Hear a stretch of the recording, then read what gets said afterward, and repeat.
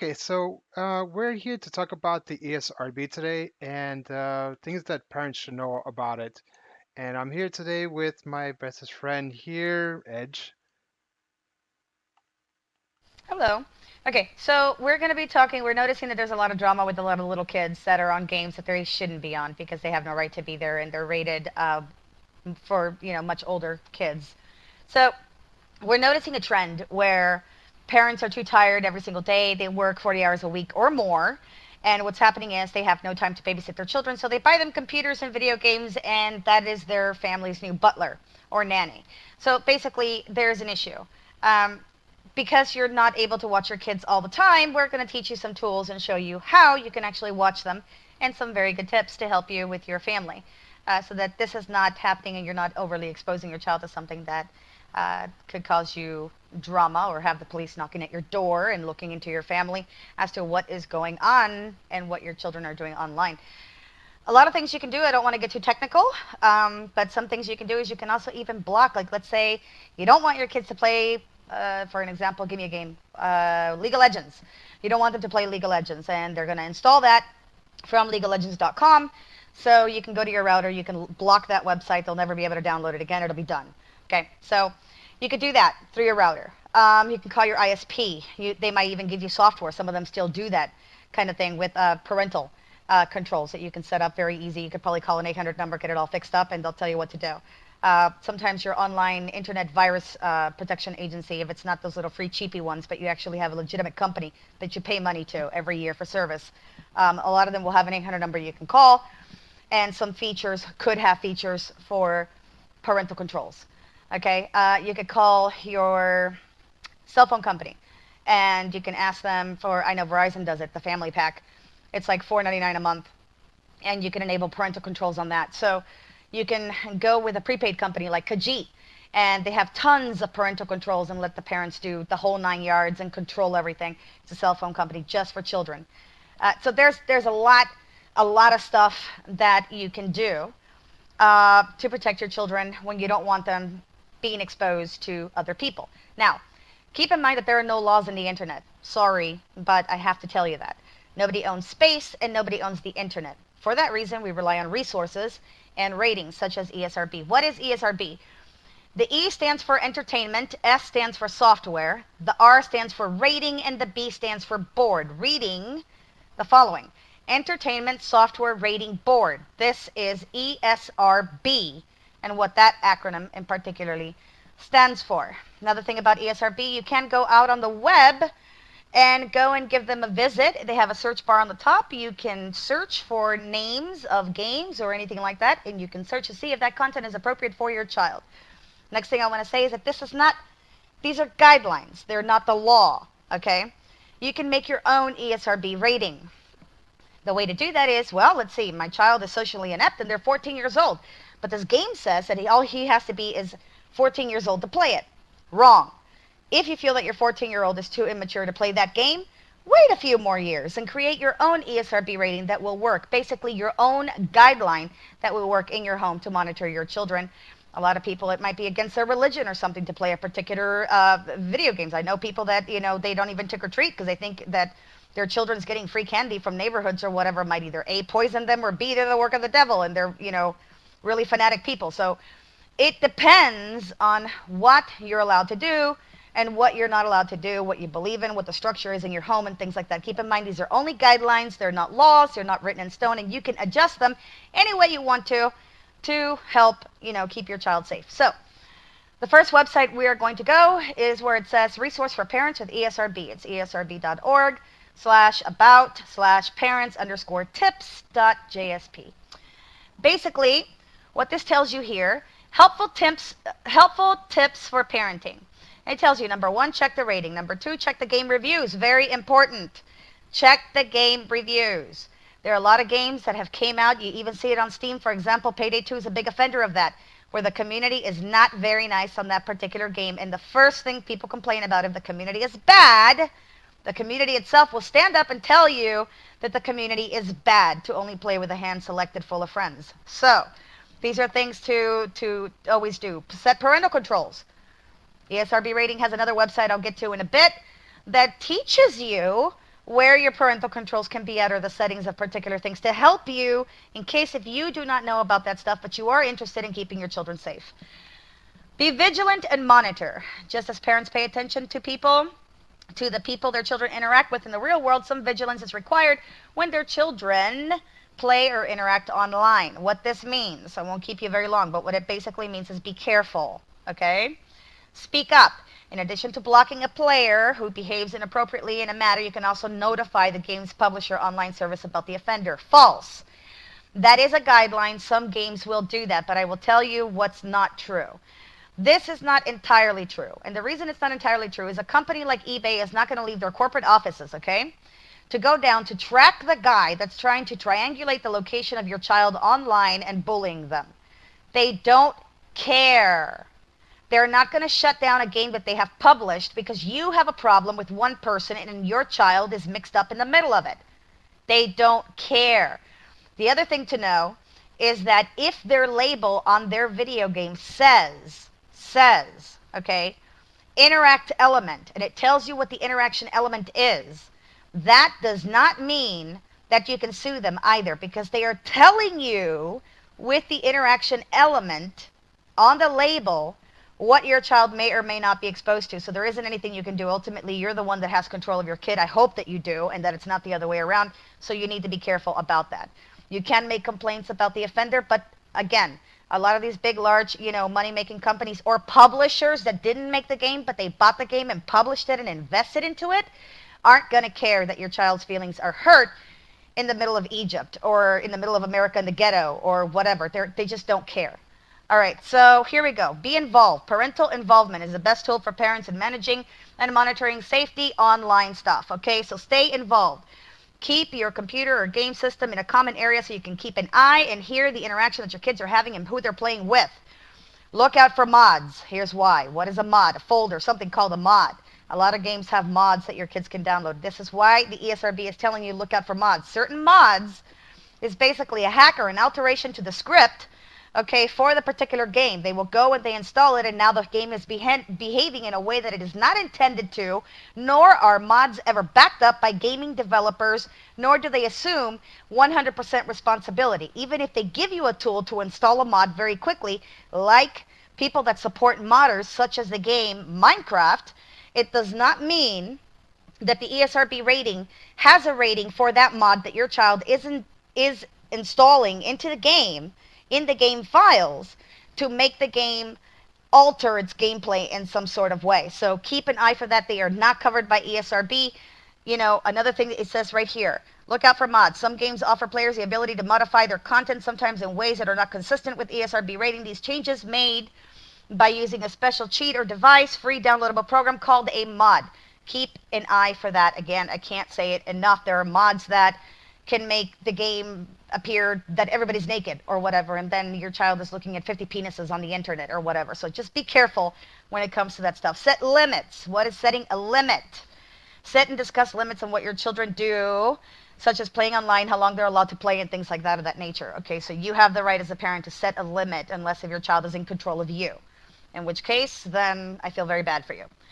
Don't disclose. Make sure that your children, okay, know not to divulge personal or financial sensitive information to themselves or other family members when completing profiles, purchasing items, interacting with others online. Any personal information is merely limited to things like a home address, a phone number, and kids should be mindful about revealing other aspects of their lives, where they go to school, who they hang out with, and where their parents works or what their plans are for the weekend.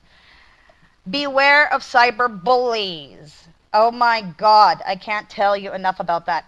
Cyberbullying is a serious and growing problem and can be just as real and hurtful as the traditional kind. Watch for warning signs that your child is being a target of cyberbullying, such as changes in computer usage, increased anxiety, depression, reluctance to go to school or socialize. Be sure that your child knows proper net etiquette when playing games online. If you don't know what net etiquette is, please Google that and find out what it is. When you behave online, there are, some suggestions and guidelines on what that actually is. You can also go to cyberbullying.us and you can search their website and read about cyberbullying, what that means, and you can go to that particular website there and get some other resources if you feel that your child is a victim of cyberbullying online. Next thing we're going to go over, give me just 1 second here to pull it. Okay, right around here. Okay, so when you go to esrbrating.org and you click on the link there that says resources, it'll take you to a web page. You can click on setting controls. Okay, so you can see they have know what's in the game, online safety, family discussion, tips for parents, mobile tools. Yes, let's go there. Mobile tools. ESRB rating search app is available on the Apple Store, Google Play, downloadable from the Windows Phone Store, and on Amazon. They're all over the, the cell phone internet like nobody's business. They're literally listed everywhere. So you can pick up this app. It's called the ESRB rating search app. And you can use that on your cell phones. And when your kids want to watch something and you need to pull up a rating, okay, on a video game, they want you to buy them something, you can check it on the go because you're busy and you're probably not in front of your computer, you're at work, whatever, and you can get back to them and say yay or nay, I'm allowing you to do this, or no, I'm not going to buy that, or whatever. Next thing is setting control. If you click there, and all of these links will be in the description of the video, it tells you how to set your parental controls for Windows PC, for the Xbox One, Xbox 360, for the PlayStation 4, PlayStation 3, PSP, also for the PlayStation Vita, as well as for the Wii and the Wii U, as well as the Nintendo 3DS and DSi model. So they teach you exactly where to go to set up parental controls so that you can control what it is that you feel necessary to control to keep your children safe online. Okay, so this website is literally showing you what to do and where to go. So you can't sit there and say, well, I don't know, because there's all these resources that are teaching you how to do it.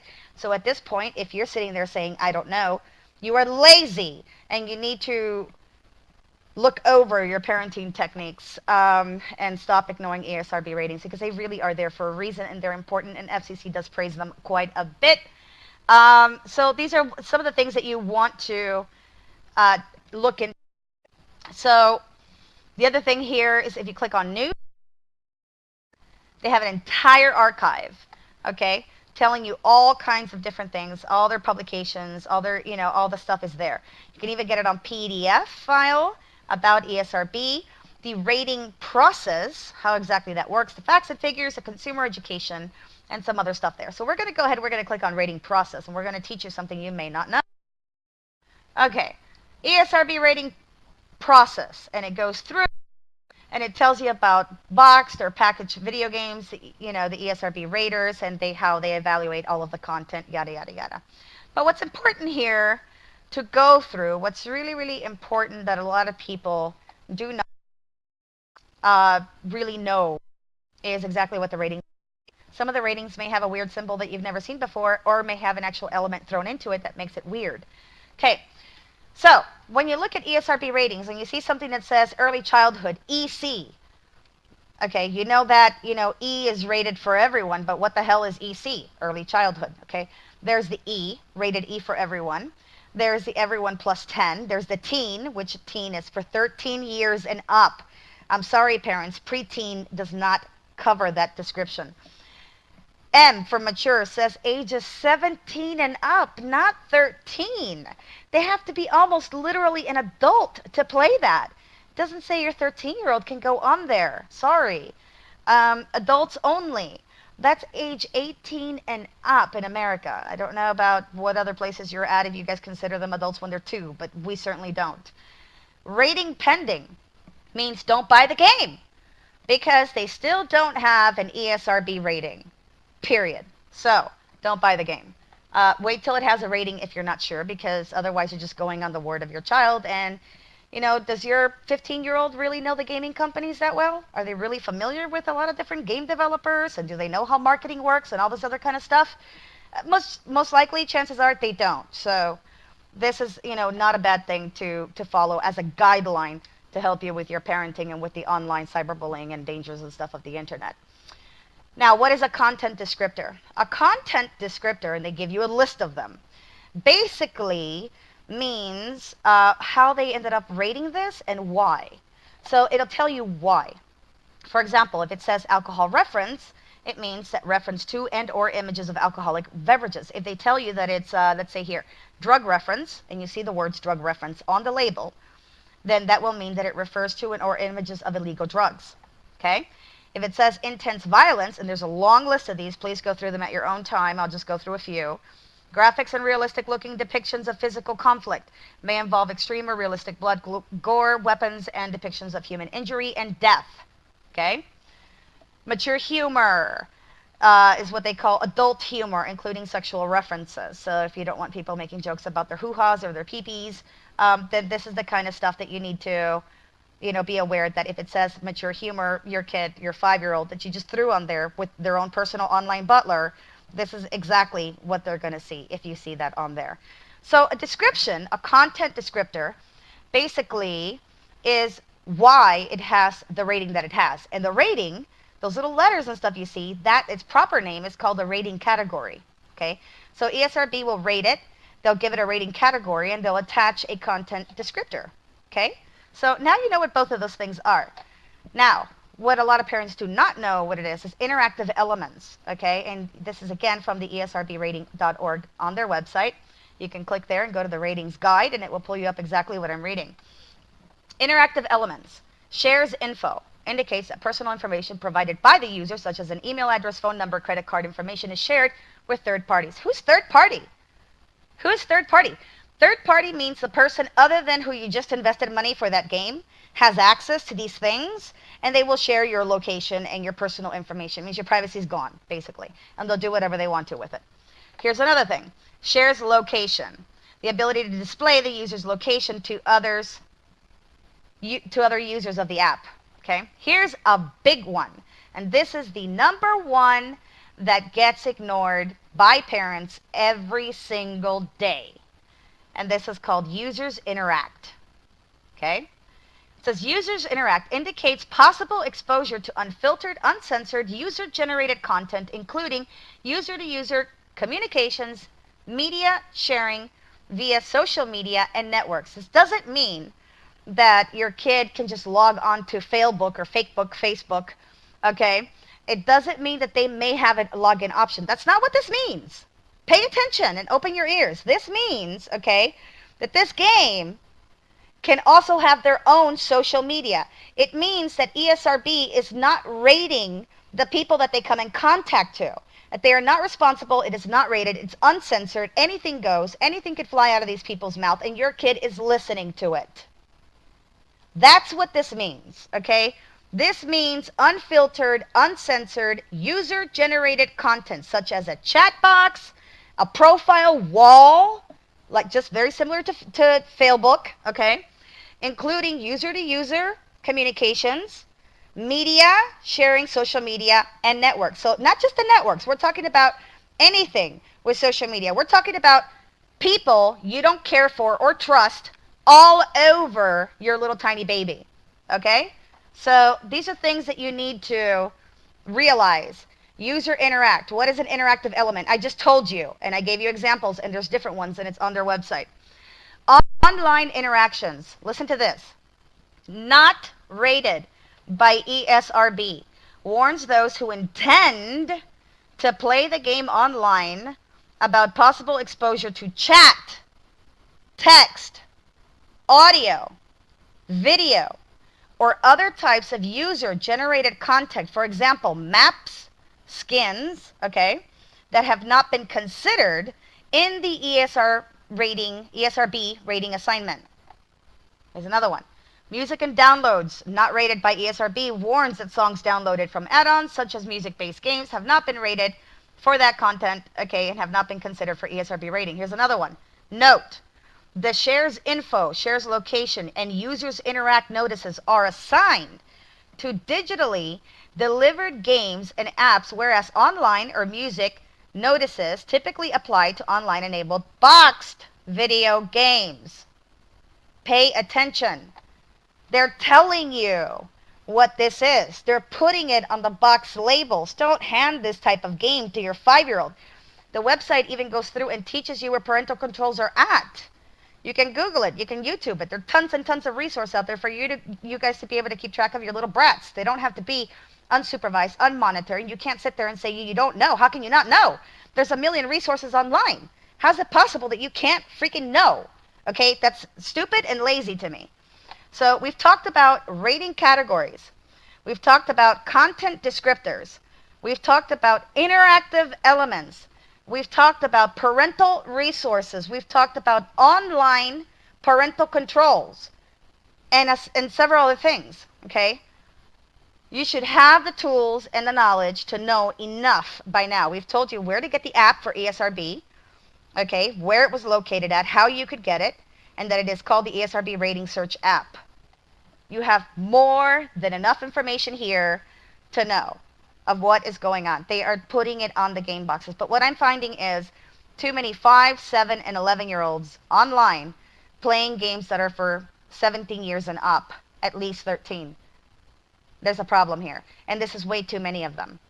Either the parents are handicapped and can't watch their kids all the time, but they're perfectly able to push out a kid every year and keep having more babies with their particular medical condition, which is just absolutely ridiculous to me. Why have kids if you can't take care of them? I don't know. This shit happens all the time. But this is a big issue, okay?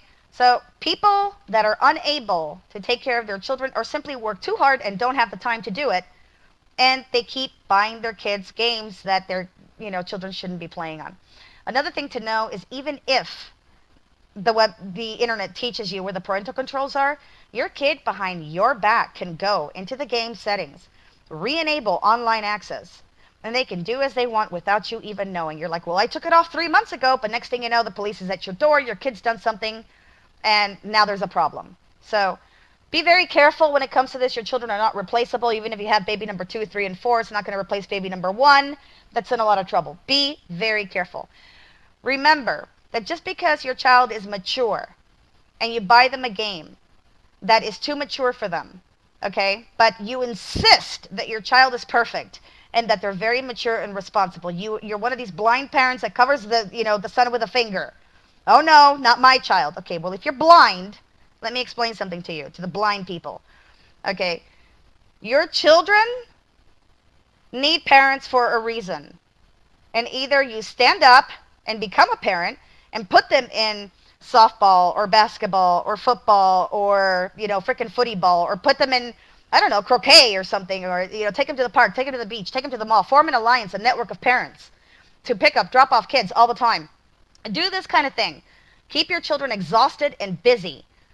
The less time they're going to spend online talking to weird people trying to get attention from strangers, okay?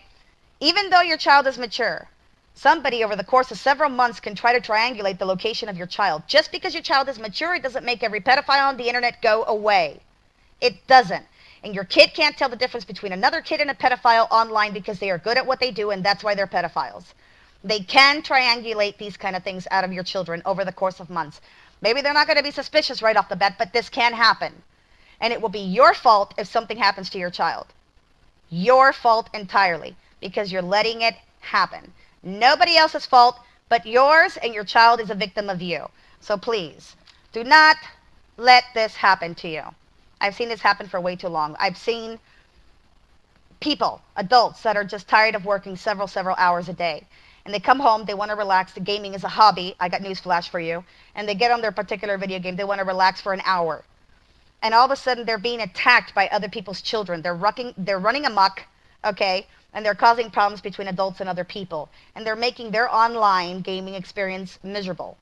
So you need to keep an eye on your children. Not just your children being the terrorist of the internet, like most of them are, but also knowing that there's other people out there that want to hurt your children. And this is why they are online, because nobody owns the internet and nobody owns space. Okay, so keep that in mind. Just food for your thought. Just thought we'd make a video to educate you guys that are ignoring ESRB ratings and buying these games for your children that have no business being on these games. And then something happens, and then the parent that couldn't parent their child for months, okay, resurfaces, and now they start making complaints because now their kid's going through something really terrible.